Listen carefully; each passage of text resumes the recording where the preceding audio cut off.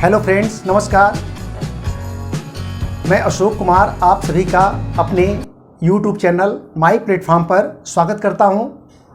Friends, मेरे बहुत सारे स्टूडेंट और मेरे जानने वालों का मेरे ऊपर बहुत भारी दबाव था कि मैं इस ऑनलाइन प्लेटफॉर्म पर आऊं। तो आज माई प्लेटफॉर्म पर आप सभी का मैं स्वागत करता हूं। फ्रेंड्स, ये हमारा आज वेलकम क्लास है, लेकिन केवल वेलकम क्लास करके चले जाना उचित भी नहीं होगा। तो आइए कुछ हम लोग छोटी छोटी बातों को समझने का प्रयास करते हैं।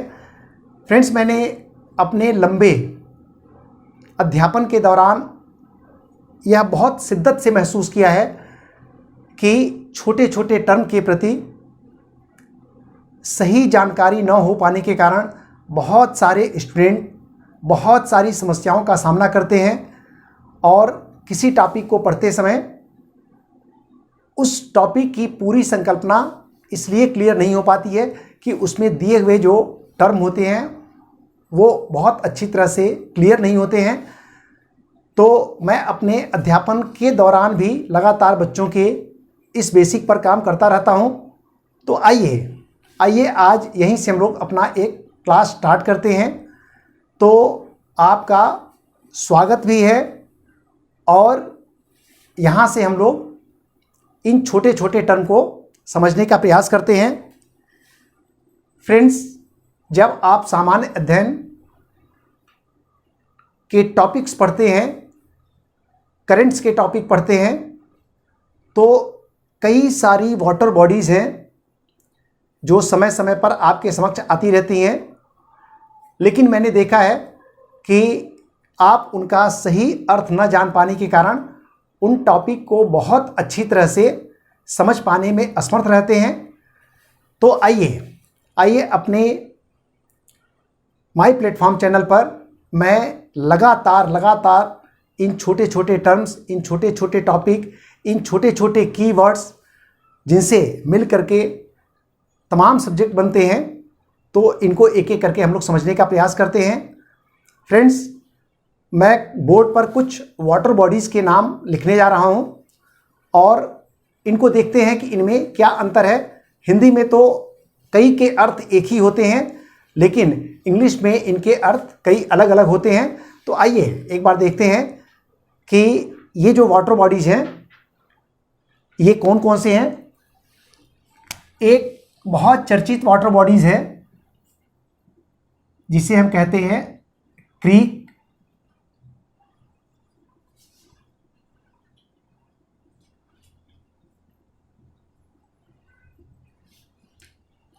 एक अन्य वाटर बॉडीज़ है जिसे हम कहते हैं गल्फ,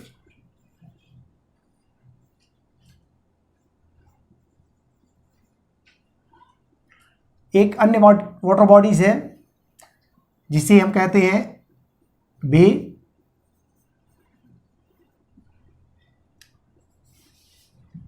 एक आपने पढ़ा होगा बाइट,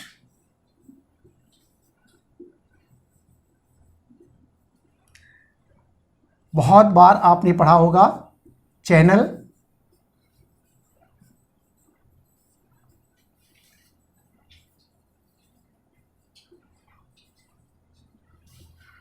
और हिंदी में सामान्य तौर पर गल्फ और बे के लिए एक ही शब्द मिलता है और वो शब्द है खाड़ी।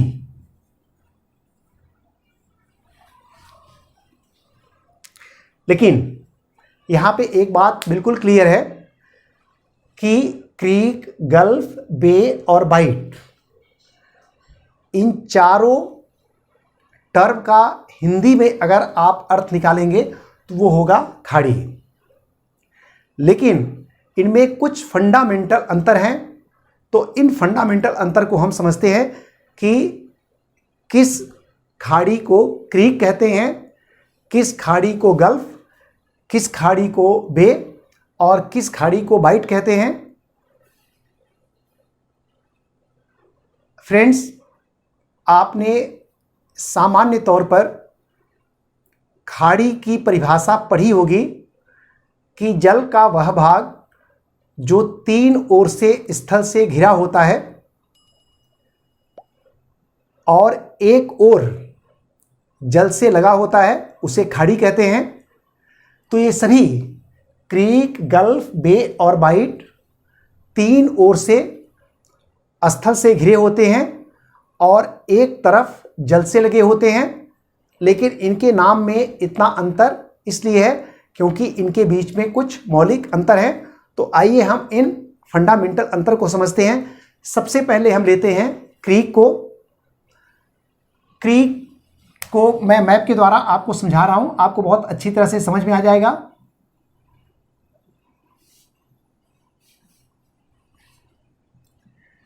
देखिए, ये एक वाटर बॉडी है जो तीन ओर से जल से घिरा हुआ है और एक तरफ तीन ओर से स्थल से घिरा हुआ है और एक तरफ ये जल से लगा हुआ है। तो क्रीक ऐसी खाड़ी को कहते हैं जिसका जल की ओर वाला भाग काफ़ी सकरा होता है।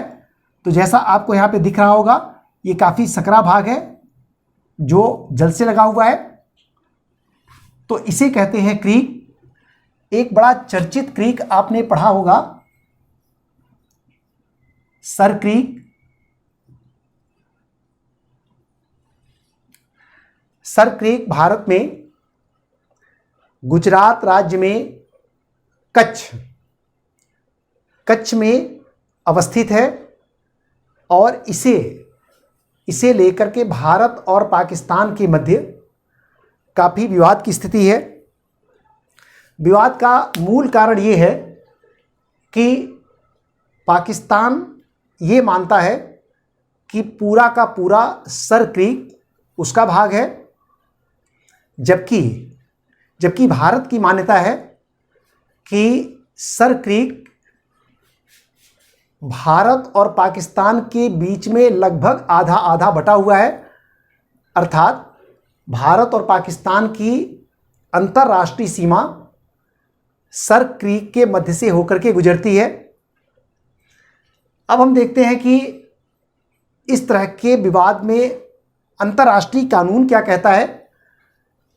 फ्रेंड्स, अंतर्राष्ट्रीय कानून ये कहता है कि अगर कोई ऐसी वाटर बॉडी जो दो देशों की सीमाओं के पास अवस्थित होती है और वो नौवहन की दृष्टि से काफ़ी महत्वपूर्ण होती है, नेविगेशन के हिसाब से बहुत महत्वपूर्ण होती है, तो उस वाटर बॉडीज़ को दो देशों के मध्य बराबर बराबर बांट दिया जाना चाहिए। और इस अंतर्राष्ट्रीय कानून में एक थालवेग प्रिंसिपल है। थालवेग सिद्धांत।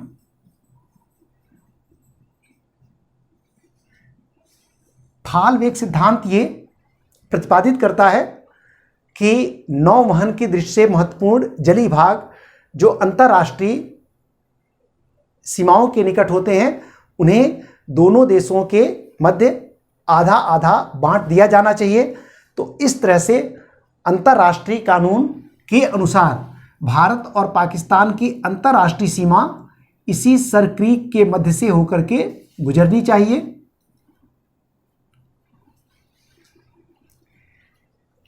यही भारत की भी मान्यता है।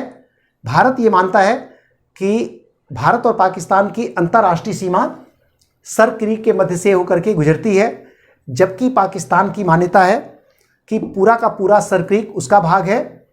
ये विवाद लगातार बहुत तीखा रहा है और भारत और पाकिस्तान के मध्य कई दौर की बातचीत हो चुकी है, लेकिन निर्णायक समाधान अभी तक नहीं निकाला जा सका है।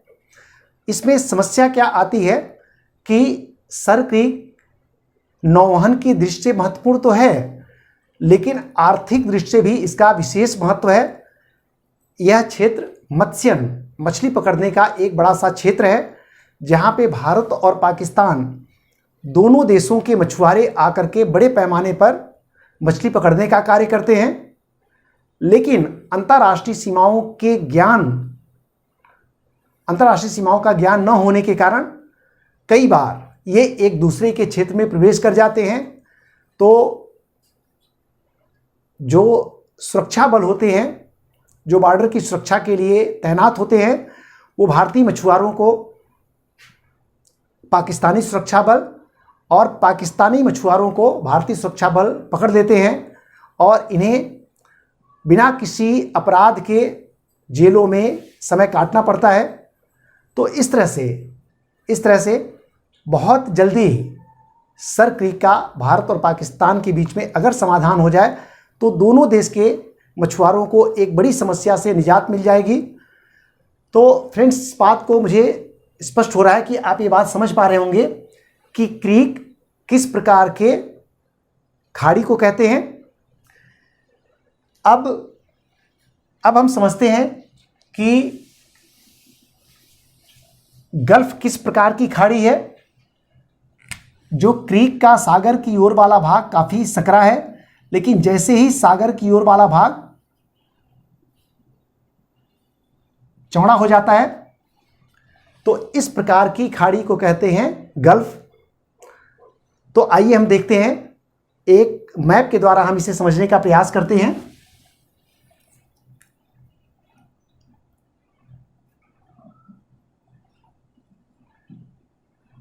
अगर आप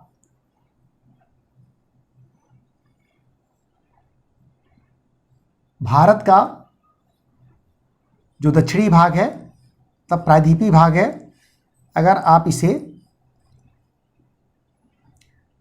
इसे देखेंगे तो आपको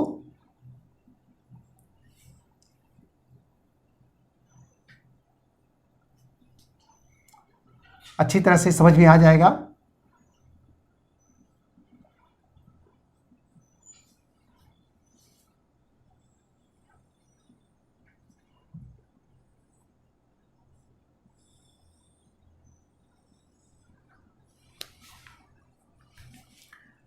तो ये आप देखेंगे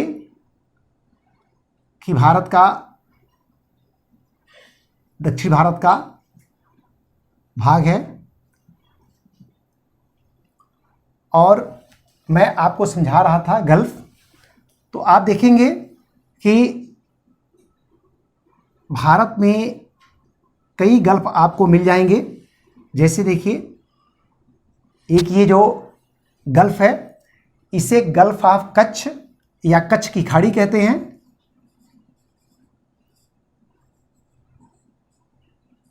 कच्छ की खाड़ी,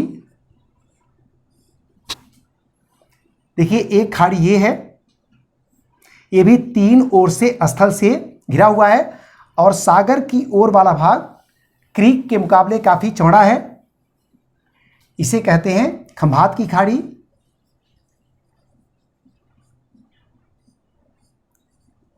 खंभात की खाड़ी दोनों भारत के गुजरात राज्य से संबंधित है। आप भारत के एकदम दक्षिण में जाएंगे तो आपको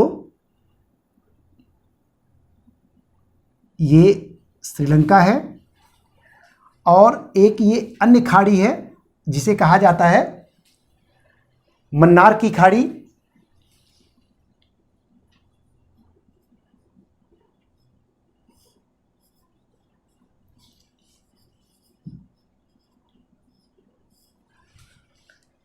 तो इस प्रकार आपने देखा कि क्रीक और गल्फ में मौलिक अंतर क्या है। मौलिक अंतर है, सागर की ओर वाला भाग क्रीक का काफ़ी सकरा होता है, गल्फ का अपेक्षाकृत काफ़ी चौड़ा होता है। जब सागर की ओर वाला भाग गल्फ से काफ़ी अधिक चौड़ा होता है तो उसे कहते हैं बे। जैसे आपने देखा होगा बंगाल की खाड़ी,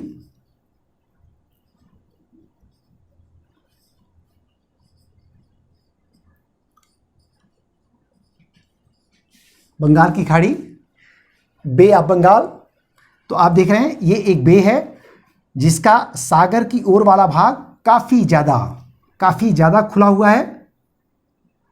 तो इस तरह से सागर की ओर वाला भाग जैसे जैसे खुलता जाता है वैसे वैसे इनकी विशेषताएं बदलती जाती हैं। बाइट को हम देखेंगे, इसका सागर की ओर वाला भाग खाड़ी से भी बहुत ज़्यादा ओपन होता है। तो इसे भी हमें एक मैप के द्वारा समझने का प्रयास करते हैं। अगर आप ऑस्ट्रेलिया का मैप बनाएंगे,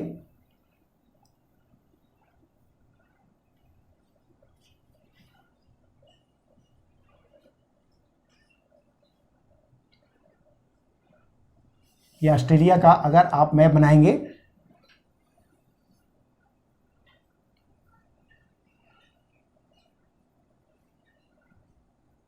ऑस्ट्रेलिया के मैप में आप देखेंगे दो तरह के वाटर बॉडीज आपको दिख जाएंगे। एक तो आपको दिख जाएगा गल्फ दिख जाएगा, और एक दिखेगा आपको बाइट।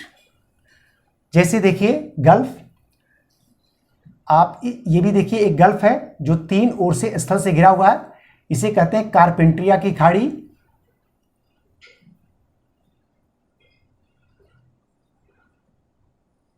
कारपेंट्रिया की खाड़ी।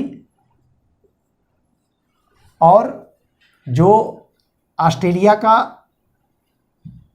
दक्षिणी कर्व है, आप देखते हैं ये काफ़ी ज़्यादा ओपन है, बे के मुकाबले काफ़ी अधिक फ्लैट है, इसे कहते हैं बाइट। और इस पार्ट को कहते हैं the great Australian bight. The great Australian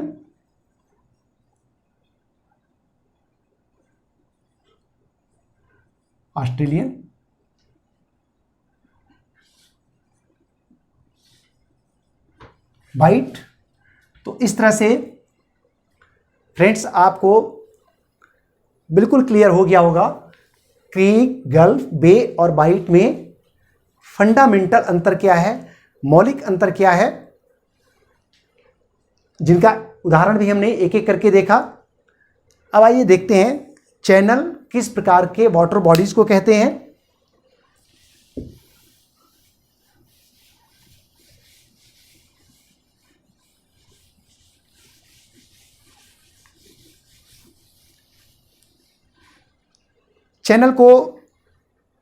channel का सामान्य अर्थ जो हम दैनिक जीवन में लेते हैं, नहर जैसी संरचना को हम कहते हैं चैनल। नहर की विशेषता क्या होती है कि सकरे और लंबे जलीय भाग को हम कहते हैं नहर।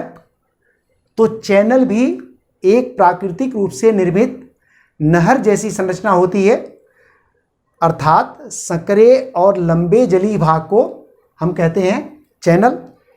जैसे अगर मान लीजिए कोई एक स्थलखंड है, ये कि ये स्थलखंड है,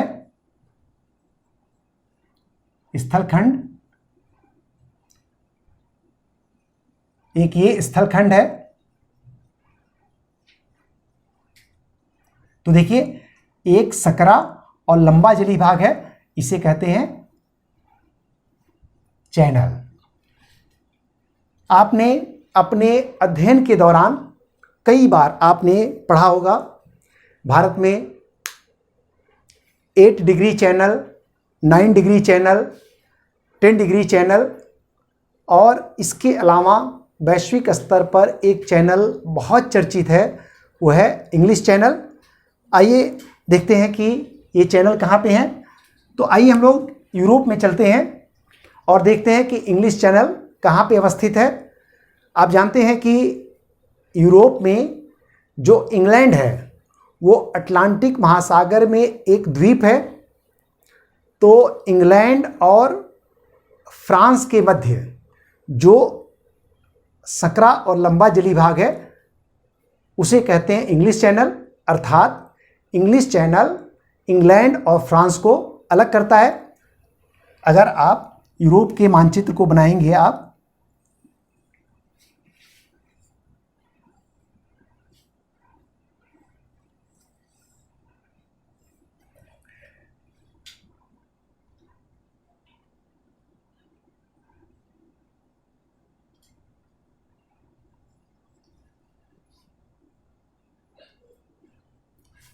तो देखिए ये यूरोप की तटरेखा है,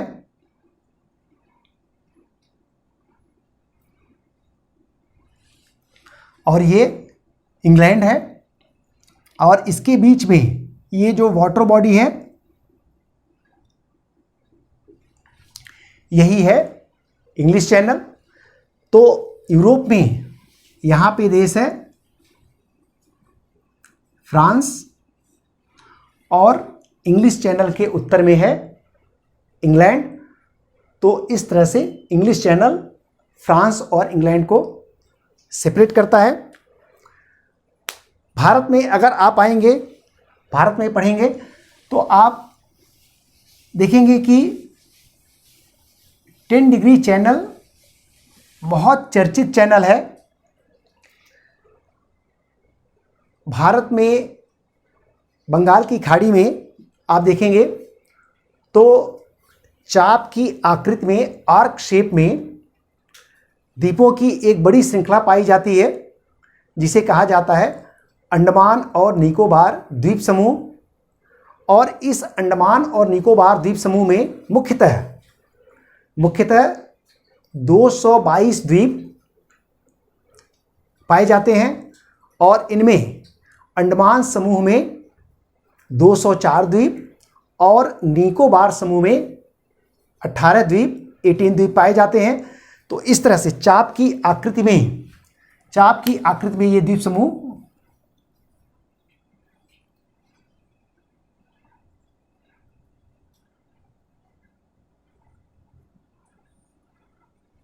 इस तरह से चाप की आकृति में ये फैला हुआ है।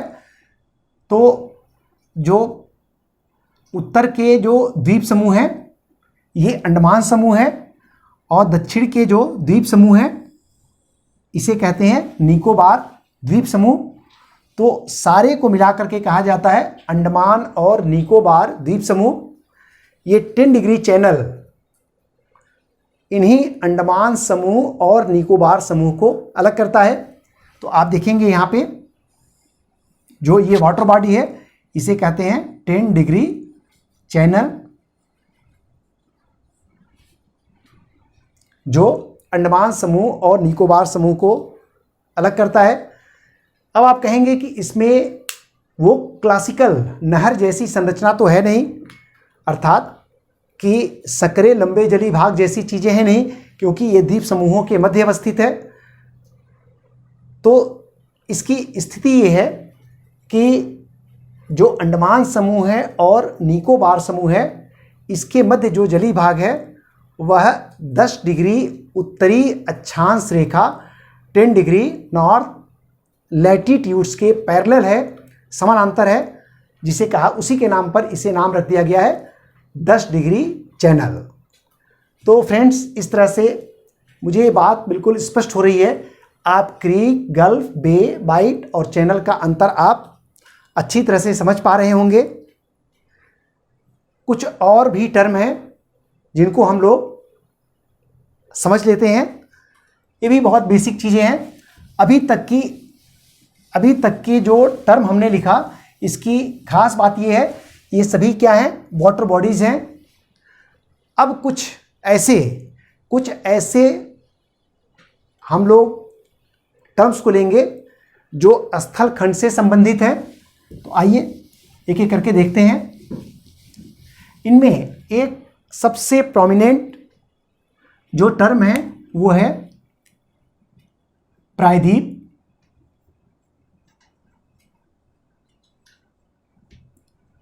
प्रायद्वीप को इंग्लिश में कहते हैं पेनिनसुला।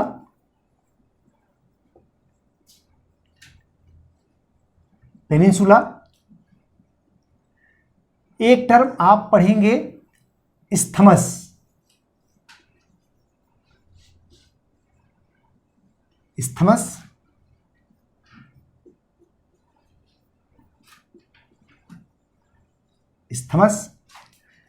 एक टर्म आपको यहां पे मैं बता रहा हूं, यद्यपि जो टर्म मैं लिखने जा रहा हूं वो कोई लैंड मास नहीं है, स्थल खंड नहीं है, बल्कि वो एक वाटर बॉडी है। लेकिन इस वाटर बॉडी को हम लोग स्थल के साथ क्यों पढ़ रहे हैं, अभी आपको थोड़ी देर में समझ में आ जाएगा। तो एक टर्म है जल संधि, जल संधि जिसे कहते हैं स्ट्रेट, स्ट्रेट। एक टर्म आपने खूब पढ़ा होगा अंतरीप,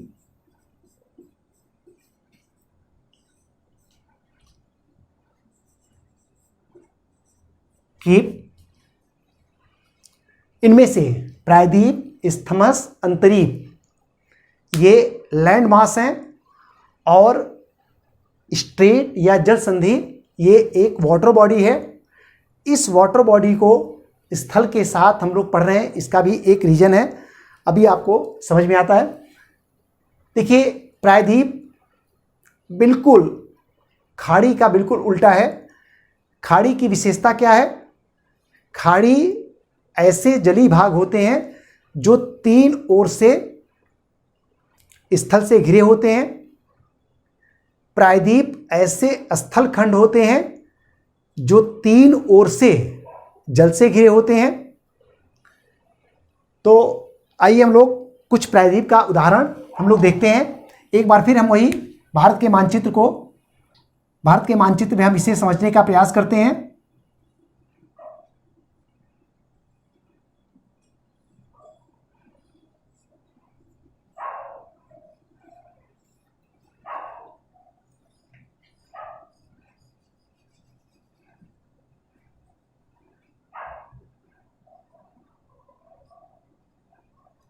भारत के मानचित्र को दक्षिण भारत का,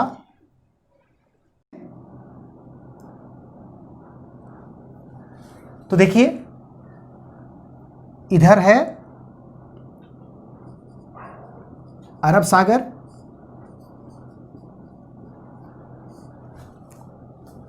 दक्षिण में है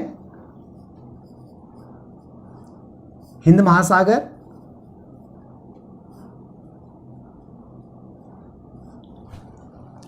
और ये है बंगाल की खाड़ी।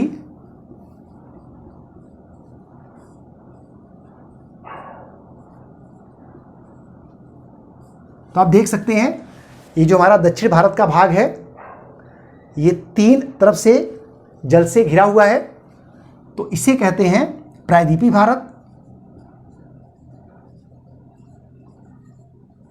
क्योंकि एक बहुत बड़ा प्रायद्वीप है। तो कुल मिलाकर के आप ऐसे समझ सकते हैं कि सामान्यतया दक्षिण भारत को हम लोग प्रायद्वीपीय भारत कह सकते हैं, क्योंकि एक बड़ा प्रायद्वीप है और इस बड़े प्रायद्वीप में दो छोटे छोटे प्रायद्वीप भी हैं। जैसे देखिए एक प्रायद्वीप ये है जिसे कहते हैं कच्छ प्रायद्वीप,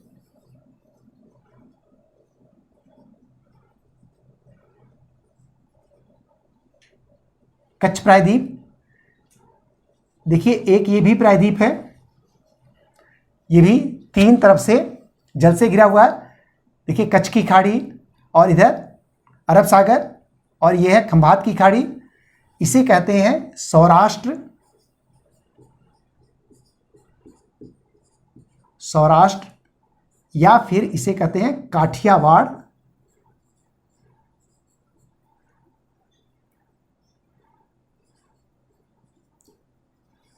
काठियावाड़ प्रायद्वीप।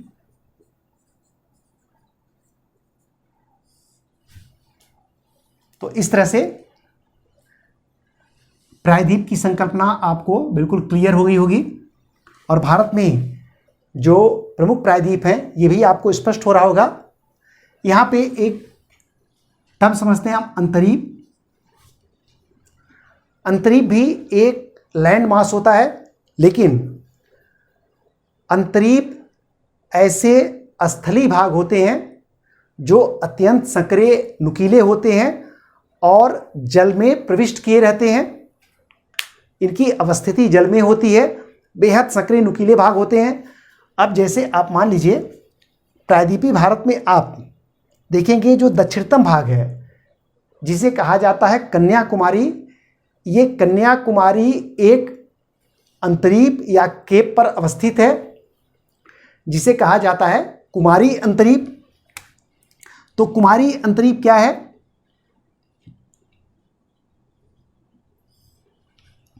ये जो दक्षिणतम भाग है, भारत की मुख्य भूमि का दक्षिणतम भाग क्या कहलाता है? कुमारी अंतरीप।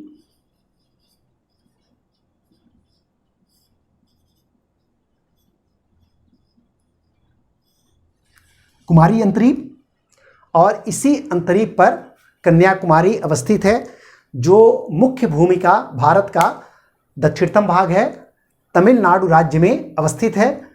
तो इस तरह से प्रायद्वीप और अंतरीप आपको बिल्कुल स्पष्ट हो गया होगा। दो हमने टर्म छोड़ा हुआ है, एक स्थमस और एक जल संधि, एक लैंड मास है और एक वाटर बॉडी है। तो देखते हैं इसमें मूल अंतर क्या है स्थमस और जल संधि में।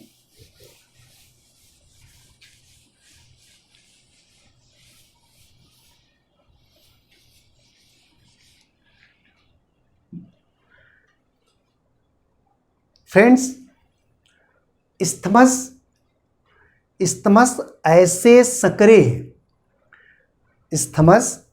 सकरे स्थलीय भाग होते हैं जो दो बड़े लैंड मास को जोड़ते हैं।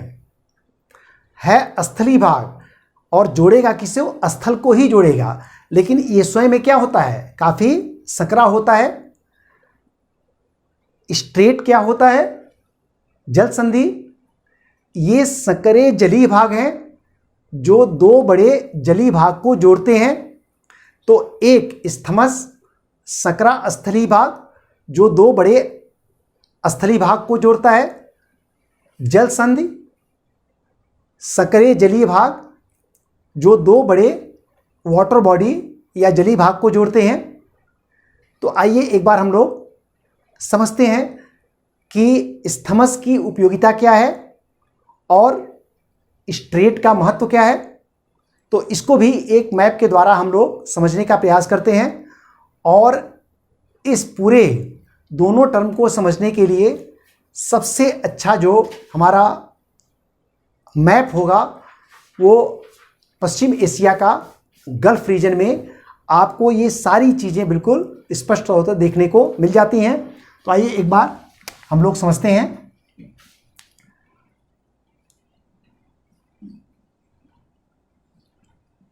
देखिए, आपको ये भारत, और भारत से जब पश्चिम की तरफ तटरेखा के साथ जाएंगे आप,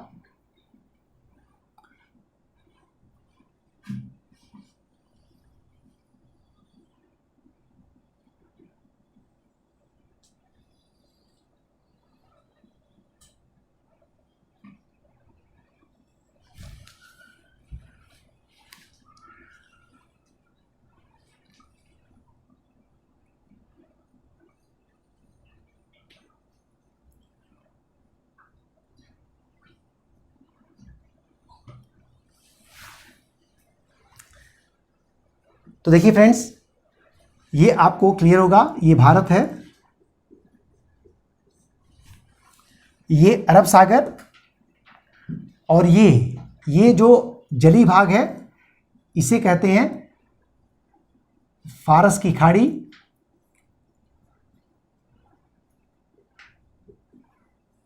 और इसी फारस की खाड़ी के दाहिनी तरफ ईरान देश है। आजकल संयुक्त राज्य अमेरिका और ईरान में तनाव को लेकर के ये पूरा का पूरा क्षेत्र काफ़ी चर्चा में भी है, और एग्जाम के पॉइंट ऑफ व्यू से बहुत महत्वपूर्ण भी है फारस की खाड़ी। और ये जो जलीय भाग है इसे कहते हैं ओमान की खाड़ी।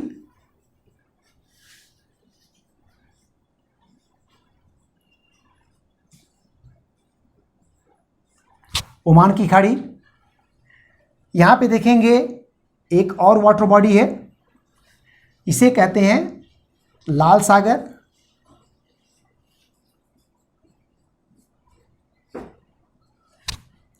यहाँ पे एक और खाड़ी है जिसे कहते हैं अदन की खाड़ी।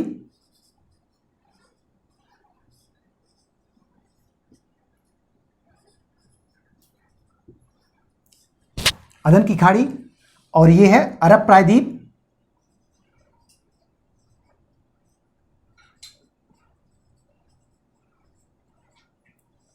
इस अरब प्रायद्वीप पर पेट्रोलियम से संपन्न कई महत्वपूर्ण देश हैं। जैसे आप देखेंगे इराक है, कुवैत है, सऊदी अरब है, संयुक्त अरब अमीरात है, ओमान है, यमन है। यमन में गृह युद्ध चल रहा है।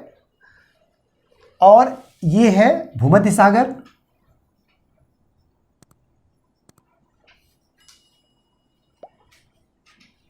भूमध्य सागर। तो इस तरह से आप देखेंगे कि जल संधि को पहले हम लोग देख लेते हैं। यहां पे कई महत्वपूर्ण जल संधियां हैं। जैसे देखिए ये है फारस की खाड़ी और ये है ओमान की खाड़ी। और यहां पे ये सकरा, ये जो सकरा जलीय भाग है, इसको हम लोग 1 नंबर दे देते हैं। इसे कहते हैं होर्मुज जल संधि, तो 1 नंबर।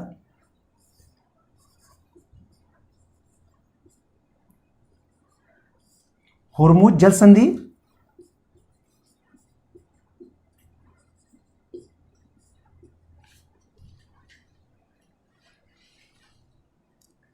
जो ईरान को ओमान से अलग करता है और ऐड किसको, आपस में जोड़ता किसको है, ये फारस की खाड़ी और ओमान की खाड़ी जुड़ती किससे है, होर्मुज जल संधि से। और इसी तरह से आप देखेंगे ये लाल सागर और ये अदन की खाड़ी, यहां पे भी एक जल संधि है। इसको हम 2 नाम दे देते हैं। इस जल संधि को कहते हैं बाब अल मंदेब जल संधि।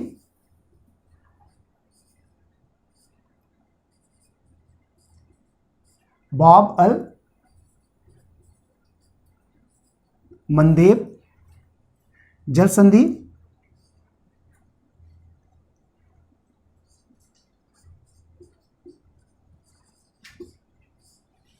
तो इस तरह से आपने देखा कि यहां पे आपको गल्फ भी दिखा, gulf of Persia, gulf of Oman, red sea और गल्फ ऑफ अदन। और यहां पे हमें क्या मिल गया, जल संधि, फारस की खाड़ी, ओमान की खाड़ी को जोड़ने वाली होर्मुज जल संधि, लाल सागर और अदन की खाड़ी को जोड़ने वाली बाब अल मंदेब जल संधि। यहां पे देखेंगे आपको एक इस्थमस भी दिखेगा। इधर वाटर बॉडीज, इधर वाटर बॉडीज, एक तरफ है लाल सागर, एक तरफ है भूमध्य सागर। इधर बड़ा सा लैंड मास है अरब प्रायद्वीप और इधर बड़ा सा लैंड मास है अफ्रीका।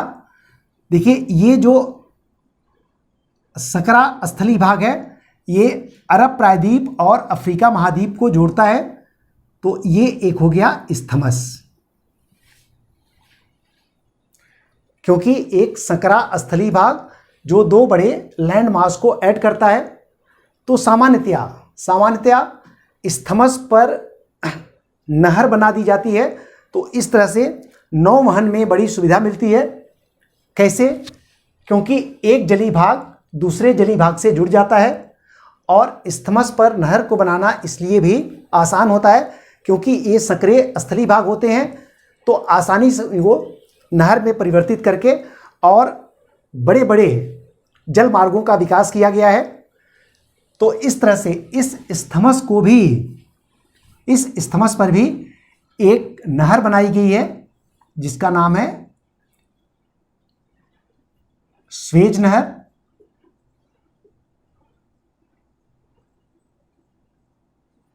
स्वेज नहर किसको जोड़ता है, लाल सागर और भूमध्य सागर को जोड़ता है। और इस तरह से ये पूरा का पूरा ट्रेड रूट है। किसी अन्य वीडियो में मैं इसको आपको विस्तार से चर्चा करूंगा कि अंतर्राष्ट्रीय जो जल मार्ग हैं वो कैसे कैसे जाते हैं, उनका महत्व क्या है। तो भूमध्य सागर और लाल सागर को जोड़ने वाला जो नहर है स्वेज नहर, बहुत महत्वपूर्ण नहर है। व्यापार के दृष्टिकोण से इसका व्यापक महत्व है। तो इस तरह से आपको ये भी क्लियर हुआ होगा इस्थमस क्या है, जल संधि क्या है। तो फ्रेंड्स, आज चूंकि माई प्लेटफॉर्म की वेलकम क्लास थी, लेकिन केवल आपका वेलकम करके जाना मुझे उचित भी नहीं लग रहा था। हम शिक्षक हैं, हमारा काम है पढ़ाना, तो बिना पढ़ाए अगर मैं चला जाता तो मुझे खुद ही अच्छा अनुभव नहीं होता। तो छोटी छोटी चीज़ों को हम लोगों ने यहाँ पे समझने का प्रयास किया और कई सारी बहुत उपयोगी वीडियो हम लोग इस माई प्लेटफॉर्म पे मैं अपलोड करूँगा। आप इसमें भूगोल विषय, सामान्य अध्ययन के लिए और तमाम अंतर्राष्ट्रीय संबंधों पर, जहाँ पे भूगोल बहुत अच्छी तरह से सन्निहित है, तो कई सारी घटनाओं को भूगोल की सहायता से जब आप समझने का प्रयास करते हैं तो बहुत अच्छी तरह से समझ में आ जाता है। तो भूगोल तो है ही है, एनवायरनमेंट, इकोलॉजी, इससे संबंधित भी बहुत सारा वीडियो आपको मिलेगा। जैसा कि आप देख रहे हैं कि कई सारी चीज़ों को मैप से समझने में बहुत आसानी हो रही है। तो मैप का क्या महत्व है आपके सामान्य अध्ययन के लिए, आपकी मुख्य परीक्षा के लिए, इन पर भी आगे हम लोग काम करेंगे। तो भूगोल हो गया,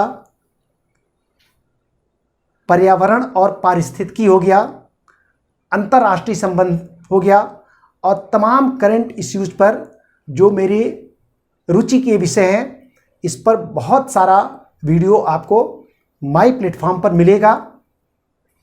तो आप में से जो लोग यूपीएससी की और अदर स्टेट पीसीएस की तैयारी करते हैं, उनके लिए माई प्लेटफॉर्म चैनल एक बहुत उपयोगी चैनल साबित होगा। तो आप अधिक से अधिक लोग माई प्लेटफॉर्म चैनल को सब्सक्राइब करें, बेल आइकन को प्रेस करें, जिससे कि जैसे ही वीडियो अपलोड किया जाए आपको तुरंत प्राप्त हो सके और इसका लाभ उठाएं। आपका भविष्य उज्जवल हो। धन्यवाद।